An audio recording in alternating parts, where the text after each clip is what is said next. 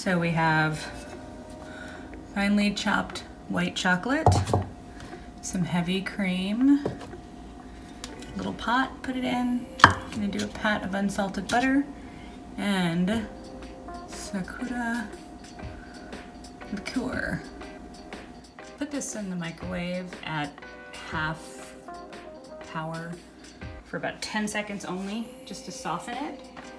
And I've got 3/4 of a cup of heavy cream and a pat of butter over here that I have turned to medium just to scald it, which means to get it really warm but not let it boil. So take our scalded cream and butter, pour it over the chocolate, and we are going to let that sit for like a minute. Ever so slowly. Whisk, whisk. Oh yeah, I feel it resisting. We are to whisk until there's no little white spots left. Okay, here we go. Let's see what happens when I put a little bit of this in. I'm just continually stirring. I'm doing what David does when he puts sour cream in his paprikash. You see the color changing nicely, nice pink. We are going to let this sit and come to room temperature, and then I'm going to work on the molds. Okay, since the cherry blossom is a nice light pink, I'm using this prism powder to decorate these. I just put it in the mold first. This is a polycarbonate mold. Seems are pretty standard. I'm following recommendations to not wash these with soap, but merely rinsing with warm water and trying to let some kind of, I don't know, cocoa protection spell happen in here. And we have sparkle. Tips for tempering. I, in all of my 2 months of doing this, often get the question, how do you temper your chocolate? Well, it's simple. I stick it in the microwave for 30 seconds at half power, and I do bursts of that until it begins to melt, which you'll see soon. So it's stir, stir, stir, stir. And you know what, I'm also just gonna go ahead and I'm gonna end up using like a whole bag for this first one anyway. So I'm gonna keep getting this in and melting it. I don't use thermometers. A lot of it's eyeballing and making sure that after it's all stirred together and hot, you add more. That's called seeding. I'm using Ghirardelli 60% because milk chocolate is too sticky and anything over 60 is too runny. I can't get it to cooperate with me. I like cooperative chocolate. Okay, it's hot, hot, hot. Well, it's not hot, hot, hot. It's like, it's warm, warm, warm. Stirring, stirring, stirring. So I'm not a scientist, but something about crystals and fat and things working together. We're getting there. Okay. All right, those bits have melted. I think we're good temperature-wise. Put a knuckle on it. It's about body temp. There we go. Into the mold. So fill the meat up. Now, air bubbles. You basically bang it a whole bunch, and see, there's a bubble, until those air bubbles come up. If you don't, the top of your shell could have a hole in it, a bubble, filling won't set, it'll leak out all over the place. So then you flip it over and you let it drip out. I don't know if you could see it dripping. I'll go off to the side so you can see a bit. This is hard for me at first. I'm like, so I'm gonna cause a mess on purpose, and then what? But you can reuse this. I can shake a little. Some people bang the side, but then they get too thin. It's nice to be delicate, but you don't want it too thin. Blah. Okay, and I'm gonna go ahead and scrape the excess and set it down there. So it'll continue to drip down, but like be caught there. It is 327. I'm gonna do that for 5 minutes.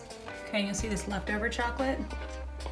I'm just putting this over here too, because I'm gonna end up reusing that anyway.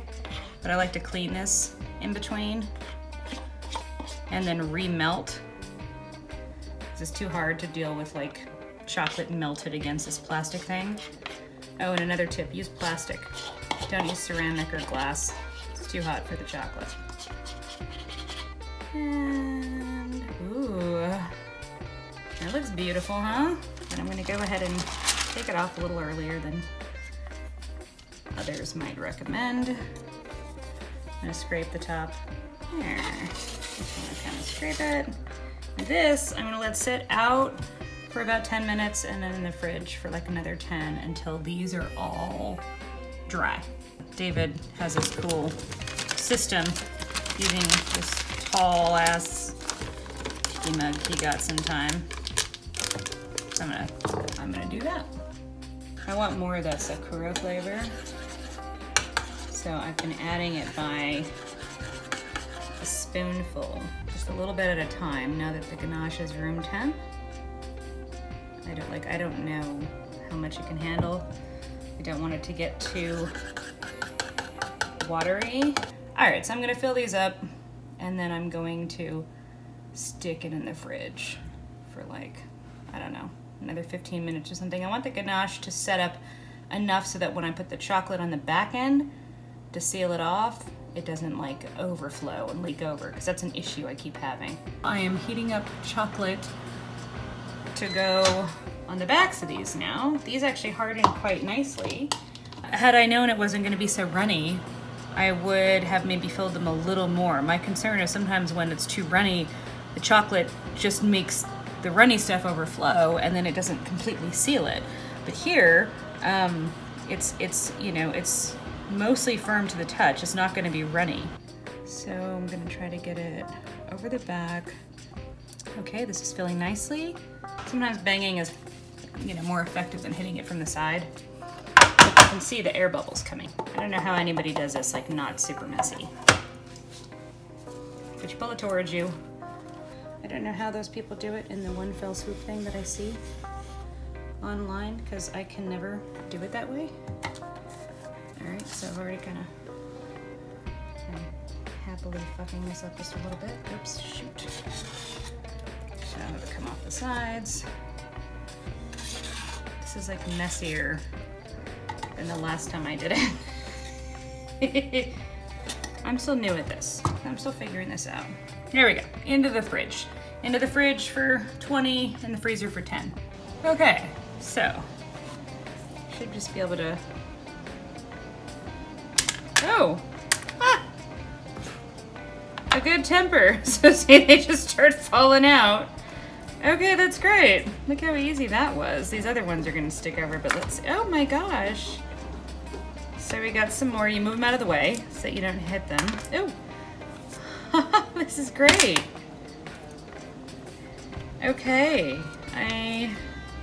that's how you know that they're tempered right, because they come out like that. There's just a couple more. This last one is just about out too. Okay, there they all are. That's what, if you don't scrape all the way, that's what happens. It's just a little, comes out a little more. You can break those off, you know, but you have them like this. So, okay, let's see what happens if I cut it open. Ooh, and we have the white, the cherry. Bring you to it. A lovely, lightly pink. They're all out. Oh, lovely. Voila!